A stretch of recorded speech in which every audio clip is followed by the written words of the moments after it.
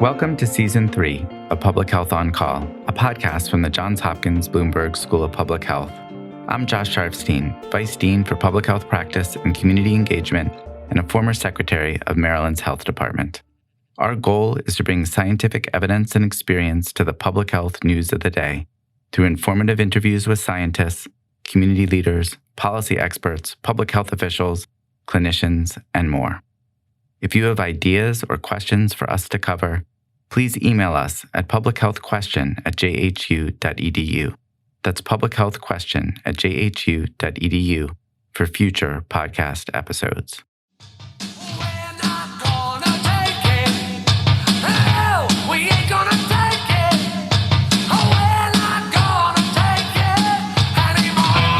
Today, I speak to Terry Sapp, the Public Health Emergency Coordinator for Baltimore County, Maryland. Terry is responsible for running the large vaccine distribution sites in the county, which are called pods. Before this job, Terry set up the venues for the heavy metal rock band known as Twisted Sister. Coincidence? Not at all. Let's listen. Terry Sapp, it is so great to have you here on the podcast. I want to ask you first, how long have you been preparing to create pods to distribute critical vaccines and medications to people in Baltimore County?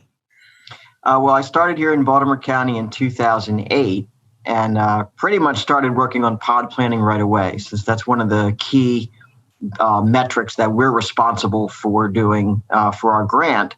But really, I didn't have a whole lot of time of preparation because H1N1 came along in 2009.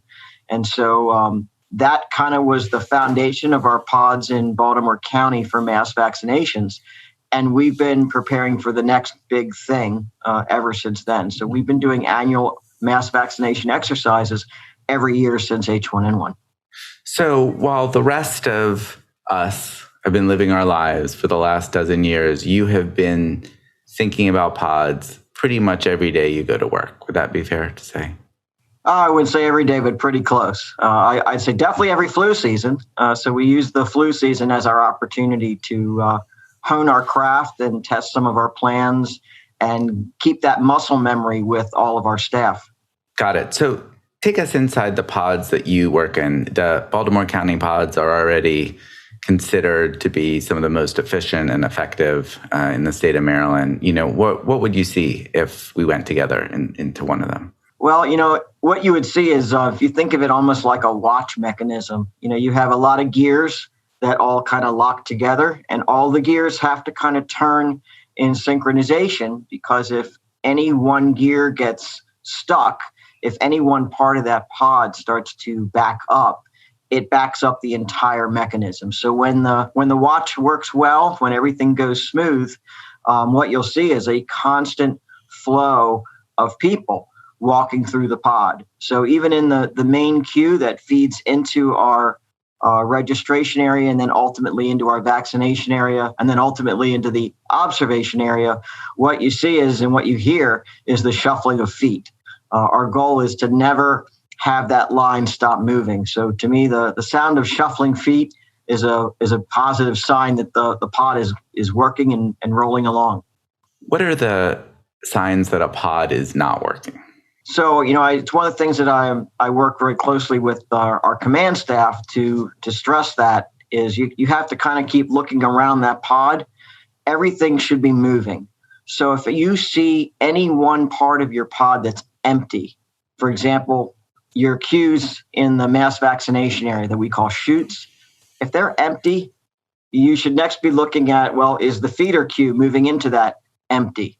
Because if not, then you've got a bottleneck in between those two areas, which for us is registration. If both of those areas empty, I immediately will go into the next area, which is the feeder queue. If I don't have anybody in the feeder queue, then I kind of wonder, where is everybody? But if I have a long line outside and I have almost no lines inside, it's telltale. You've got a bottleneck somewhere along the line. What are the other terms that you use other than chutes inside I think I make some of these up as I go along, truthfully, but we call them chutes. They look kind of like, forgive me, folks, cattle chutes. because they move the people through. They don't give them an opportunity to move backwards, and they go where they need us to go. I call it the feeder queue. It's that main queue that feeds into the registration area. We have an observation area, obviously off to the side after they get vaccinated.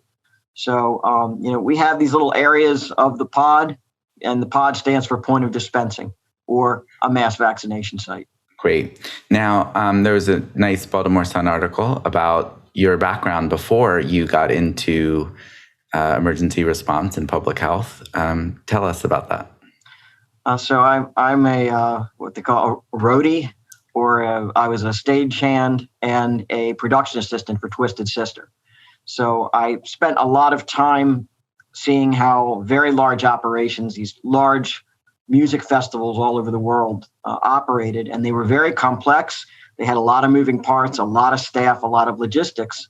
And if you think of a rock concert, you load in a lot of equipment. You have a very short time to get everything set up. You have a very short window to get the doors open. You got to be on time. You move all these people through a ticketing process to get them into the concert in time so they can see the show. And then you have to manage that crowd inside, and then everything has to get torn down and loaded out. So a lot of these same principles have proven to be very handy and useful for pods and mass vaccination sites. It's really, to me, it's much more of a logistical operation than a clinical operation. And too often we focus so much on the clinical aspects of it and forget that about 90% of it is actually a logistical operation. So I make sure everything is on wheels, everything rolls in. My supplies, all my equipment are actually in road cases, which is the industry standard for music and entertainment. And, we've drilled it every year since H1N1 of how quickly can we roll into a space, set everything up, and get operating. We try to have a window of operation of about an hour for setup. So going back to the music festivals, how many people would come into a music festival that you would need to prepare for? Well, it varies. I mean, some of the global festivals could have 90,000 fans coming into a single gate, moving into a field for a large event. But what's important is that you'll have all these different logistical functions. So you'll have a production office, you'll have catering, you'll have transportation, you'll have supplies, you'll have runners, you'll have the operational folks, the ones that are up on the stage. You'll have stage managers keeping everything running on time. So a lot of that infrastructure, regardless of how small or how big, it's all there. And it's very similar to the instant command system that we use here in the United States in the fire service. Interesting. So how many people are you moving through a pod for COVID vaccination now? Right now in our largest pod, we're doing about around 500 to 600 per hour. So we run 5 hours. So our cap right now is 3,000 at our largest site. We find that by capping it at 5 hours, we reduce the amount of physical and mental fatigue on the staff. Because after 5 hours, both the physical act of drawing up syringes, as well as just the mental toll it takes to be in that kind of noise and stressful environment, we try to cap it at 5 hours. So it's far fewer people than some of the musical festivals that you... Oh, yeah. Fewer than that, but the principles are the same. Yeah. So, a large club.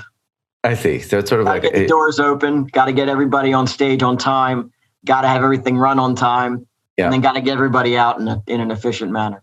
So in addition to making sure everything's on wheels and having a good team, what have you taken from your days as a roadie for Twisted Sister that's been helpful to you in the last few weeks? Aside from the tools of the trade, it's also understanding kind of the psychology of human behavior, of how people will move through a space, how people will move through a line, how they'll move through a queue, and also understanding people will always come early.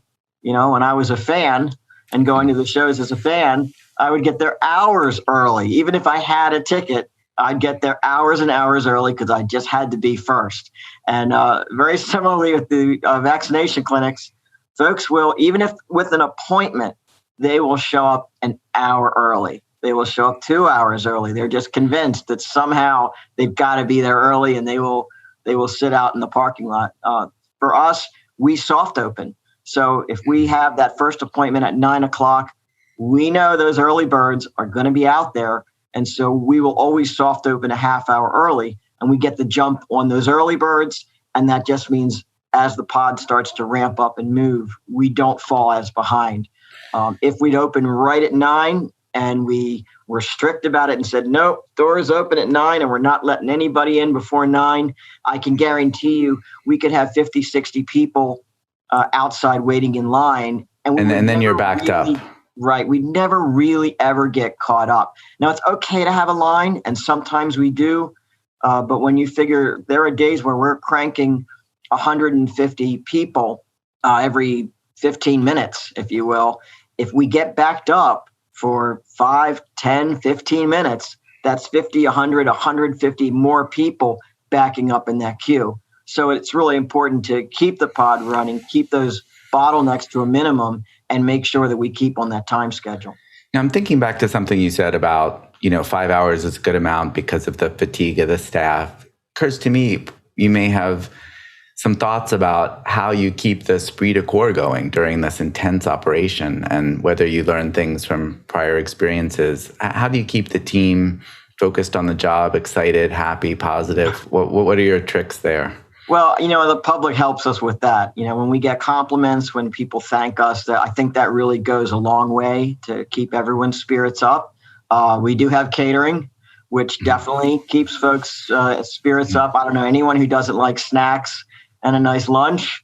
And one of the things that I learned on the road is it's very, very rare, even on a long tour, for you to do more than 4 shows in a row. Usually you'll do 4 shows on a tour. You'll have a day of rest or a day of travel in between, and then you'll have 4 more. So when we first started, we tried not to have more than 4 pods in a row. And we tried to not schedule everyone at every single pod, just to give us that physical and mental rest. Right now, we've got pods 4 or 5 days a week. We have sometimes 2 different locations on one day. So we are starting to get spread a little bit thin. And so we're trying to at least schedule it so that we don't have to work every single pod every day in a row. It gives you that break in between. And my hope is to bring on many more personnel, particularly people who have been out of work, who maybe bring that same skill set that I have, who will be able to help relieve some of the public health staff from these duties so that the non-clinical work can be carried on, and the public health folks can kind of rest their minds, rest their bodies for a little while. This is going to go on for months. Yeah. Well, I know from having worked with you, Terry, how much fun it is to work with you, and how you bring just sort of a joy to the work that you do that makes it just really a great experience for people. Well, thank you very much. I take a lot of pride in my pods. I do run a tight ship. But, I get the doors open on time. We get the people move through. And, we really have a great team in Baltimore County. So I'm very proud of this county, all the agencies that have been a part of it, all of these agencies that have come forward and helped us to get this mission done. And for me, it's very rewarding to walk into a pod that I'm not running and have someone from the fire department maybe running the pod with a health department person. And I can't tell in the pod who comes from what agency anymore. I can't pick out who's from the health department and who's from rec and parks, or from public schools, or from even an agency nurse. Everybody has just really embraced it, blended really well. And you walk into a Baltimore County pod and you're at a Baltimore County pod. So you're going to see folks from all different agencies and all across the board, and everybody's just working really well as a team. So it's been very rewarding for me personally, and I know for our county residents, they appreciate it as well. Well, that's great. I'm going to just ask you this question here at the end here, because I can't resist. Since this story came out, since everybody knows you used to help with the tours of Twisted Sister, have you heard people have been making any kind of jokes or puns for you based on their greatest hits? Oh, nonstop. Well, the Baltimore Sun ran the headline, I want a shot. Then I've heard, well, I guess they are going to take it. I've had about half a dozen people ask me, well, are you going to take it now? And I can officially say yes. As far as COVID vaccine, we're going to take it. And we want you to take it too. Fantastic. That is the answer to the I'm not going to take it anymore anthem. There you go. Terry Sapp, thanks for joining me. Thank you very much. Public Health on Call is produced by Josh Sharfstein, Lindsay Smith-Rogers, and Stephanie Desmond. Audio production by Spencer Greer, Niall Owen McCusker, C.N. Oates, and Matthew Martin, with support from Chip Hickey. Distribution by Nick Moran. Production support from Catherine Ricardo and Neiman Outland. Social media support from Brenda Haggader, Grace Holes Fernandez, and Caroline Wong. Thank you for listening.